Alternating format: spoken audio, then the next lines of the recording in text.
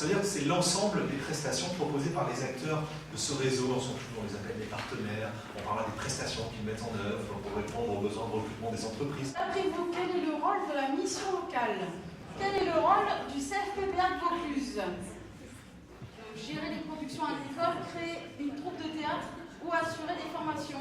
Quel est le rôle de Pôle emploi? Quel est le rôle de l'IFRIA PACA? On a plein de structures expertes, chacun dans son domaine, et donc le but du jeu, c'est de faire la promotion des formations, des métiers, c'est de répondre en fait aux besoins des entreprises alimentaires. Donc on a des structures comme l'IFRIA, la FRIA qui représentent les branches et portent les besoins des entreprises, des acteurs emploi comme Pôle emploi, Cap emploi, les missions locales, des partenaires pédagogiques qui sont les CFPPA, les organismes de formation, et on a aussi des structures qui font des accompagnements spécifiques comme AMF. C'était un après-midi qui était très riche, qui nous a permis de découvrir certains partenaires que nous ne connaissions pas. Je suis persuadée qu'on sera plus efficaces tous ensemble. Oui, tu sais, moi je ne suis pas persuadé qu'on ait besoin de tout ça. Enfin, on connaît tous assez bien les dispositifs pour en parler quand même. Pour moi, c'est de renouer avec certains partenaires. Ça fait du bien de savoir que voilà, on est plusieurs à intervenir. La filière alimentaire n'est pas connue pour être la plus sexy, ni celle qui communique le mieux en matière d'attractivité. Et ça, c'est son rôle de l'IFRIA, c'est de promouvoir les métiers et le secteur alimentaire. Pour cela, nous animons et nous co-animons avec notamment nos partenaires pédagogiques et un lien très privilégié avec les CFPPA, des ateliers de découverte. C'est la première clé d'entrée. Quand un candidat, quand toute personne souhaite découvrir l'agroalimentaire, il rentre dans ce parcours-là, il va s'en suivre un entretien de recrutement qui repose essentiellement sur la motivation de la personne. Et à partir de là, on va construire avec le partenaire pédagogique, avec l'IFRIA et sans oublier le partenaire emploi, le parcours de formation de la personne. Et sur le secteur de l'agroalimentaire, nous avons mis en œuvre, dernièrement d'ailleurs en co-animation avec Florence Develny, un atelier découverte des métiers, parce que l'agroalimentaire couvre un champ très large de métiers. À la rencontre des jeunes, les attirer vers la filière, alors c'est le cas aujourd'hui avec Stalimensem par exemple, qu'est-ce qui existe et puis surtout comment on repère quelqu'un pour qui l'aventure de l'agroalimentaire est possible? Quand on rencontre en fait les candidats, il faut qu'on réalise un diagnostic pour savoir si l'agroalimentaire signifie certaines choses chez eux, si ça peut nourrir leur parcours professionnel ou leurs envies professionnelles surtout. Il faut lutter contre ces représentations personnelles aussi, et il faut prendre en compte les contraintes personnelles, l'environnement familial, social. Vous cherchez une formation?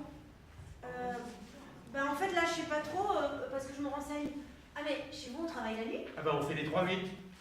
Pour aller à l'entreprise la nuit on fait comment? Parce qu'à ces heures-là il n'y a pas de bus. On peut travailler avec vous justement les problématiques mobilité, les problématiques de prise de logement, toutes sortes de problématiques qui vont bloquer à l'emploi. En termes de formation, on va dire diplômante, qui amène vraiment à un diplôme, on fait des formations qui vont du brevet professionnel, qui est un niveau bac, jusqu'à la licence pro, donc tout ça en agroalimentaire, avec des spécialités en production, en qualité, en maintenance industrielle. En fait, moi j'avais fait un parcours à l'EDEC, je l'ai raté, et après je suis tombé sur une personne qui avait des contacts dans l'électronique et Magali Otra qui était présente. Ça s'est fait comme ça, c'est pas du hasard mais c'est de la rencontre. Donc avec Magali Otra, c'est ça? Donc voilà, j'ai eu un rendez-vous avec elle et tout, on a fait un dossier. Et puis elle m'a proposé des entreprises, c'est comme ça que je suis arrivé, ici dans Vaucluse faire ces formations. Alors j'étais à une forum des métiers et j'ai rencontré l'IFRIA qui m'a proposé des entreprises avec qui m'ont proposé des demandes d'emploi. Je suis allé faire des entretiens, ça s'est très bien passé. J'ai trouvé une entreprise à Carpentras, on fait des pâtes bio. J'incite les jeunes en tout cas à aller sur ces formations-là, les alternances, parce qu'il y a vraiment donc, un potentiel d'embauche et même à côté de ça, des carrières possibles. Et après cette étape, que ce soit une alternance ou l'accès direct à l'emploi, il faut trouver l'entreprise pour placer le candidat. Ça provoque beaucoup de trac, d'un côté comme de l'autre, parce que c'est pas facile de trouver un emploi, mais c'est pas facile non plus de recruter. Oui, difficultés de recrutement. Le fameux trac peut générer pas mal de maladresse, d'incompréhension. Pendant l'entretien, ce qui va être important, c'est l'écoute de l'autre. Monsieur Leclerc n'a pas de diplôme en agroalimentaire, c'est dommage. Pourquoi tu dis que c'est dommage?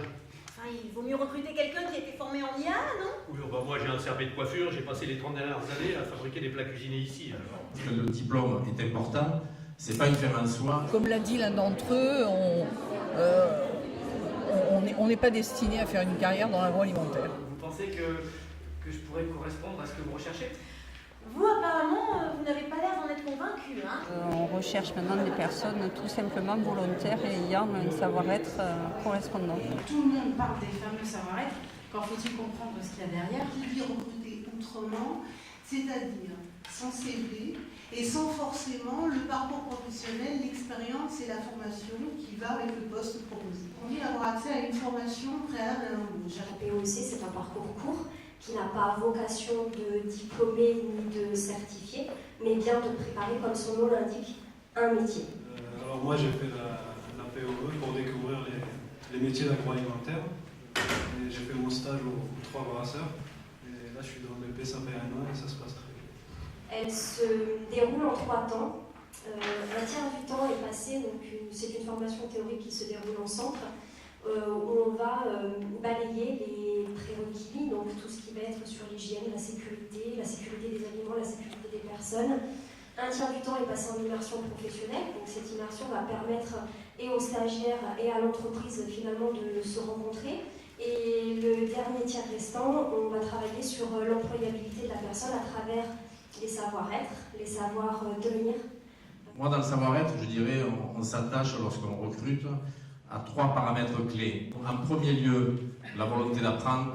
La deuxième chose, je crois qu'il y a une nécessité d'un degré d'exigence, parce que dans l'agroalimentaire, le côté sécurité alimentaire, le côté qualité est fondamental aussi. La troisième chose, je dirais, par rapport à ce degré d'exigence d'une part, à cette volonté d'apprendre, je dirais, c'est la notion d'engagement. Pas de diplôme, pas de formation, pas d'expérience en production, mais j'ai vraiment pas le profil. Et donc cette POEC m'a permis de me rendre compte que j'avais des qualités, que je pouvais faire des choses en agroalimentaire. Cette POEC, j'encourage tout le monde à le faire parce que ça permet de remettre en avant des qualités qu'on croyait avoir oubliées. Ça permettra de valider vos capacités potentielles. Ah oui, et de voir si je peux faire votre affaire. Et aussi, si nous faisons la vôtre. Nous avons utilisé la POEC en début d'année. Plusieurs partenaires, l'IFRIA qui a été coordonnateur, le Randstad, le CFPPA et Pôle emploi pour la MRS. Et nous venons de valider 2 CDI. Nous sommes ravis du résultat puisque 2 personnes qui correspondent totalement à l'entreprise. Les candidats peuvent présenter d'autres particularités et on sait en tenir compte dans ce secteur de l'agroalimentaire. On sait les valoriser aussi sur les contraintes liées au handicap. Monsieur Lapierre est handicapé? Vous voulez dire qu'il est venu dans l'usine en fauteuil roulant? Les acteurs en fait ont dû développer un accompagnement spécifique en fait par rapport à la forme que ces contraintes peuvent prendre. Donc ils peuvent être divers et variés en fonction du handicap psychique ou physique. Non, c'est juste que je ne vois pas comment on peut s'occuper de quelqu'un comme ça en production. Tu n'auras pas à t'occuper de lui, Maurice.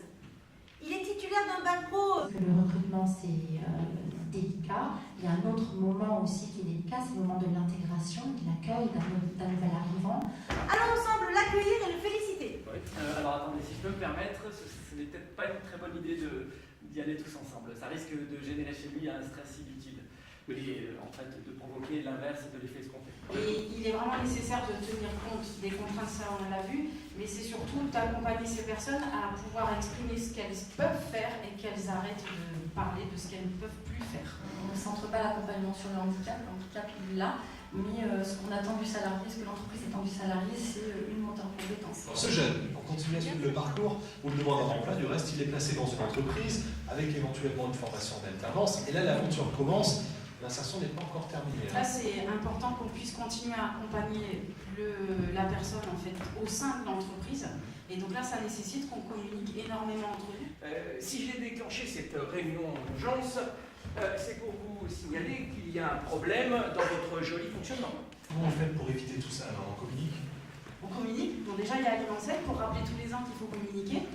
Le partenariat a aussi une vraie collaboration. C'est pas simplement au départ, tiens, on va travailler ensemble et vas-y, ça se continue sur la durée. Je pense qu'on a tous la même finalité, c'est l'emploi. Au cours des entretiens, il m'était apparu vraiment intéressé pour apprendre un métier dans la production. Oui, et puis les tests de Pôle emploi avec la méthode de recrutement par simulation ont décelé chez Mehdi des compétences dans le métier de conducteur de ligne. Et le partenariat qu'on peut mettre en place est vraiment fondamental. Il peut y avoir des petits malentendus. Donc si un malentendu n'est pas traité dès le départ, ça peut prendre des proportions qui sont très importantes. Et tu le convoques pendant ses heures de formation. Lui, il a obéi au doigt et à l'œil sans prévenir ni le CFPPA ni les friens. Si on veut que ça fonctionne, il est fondamental de communiquer tout le temps. Bon, en tout cas, Andrea, nous devons veiller, toi et moi, à mieux communiquer. Tu as raison, Martin. Et sans oublier le CFPPA dans la boucle. Et l'IFRIA accompagne votre entreprise dans ses recrutements. On avait un problème de recrutement. Je ne savais pas vraiment ce qu'on pouvait mettre en place. Tous des partenaires comme l'IFRIA qui connaissent le milieu agro et qui savent trouver des solutions adaptées. Et du coup, on a mis en place une formation. Et c'est vrai que rien ne pourrait se faire sans tout le travail qui est fait avec l'IFRIA, avec les prescripteurs et aussi avec les entreprises.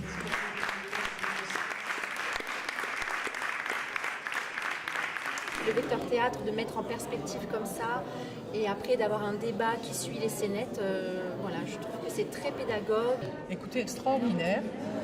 J'avais l'impression de me replonger dans du vécu en fait.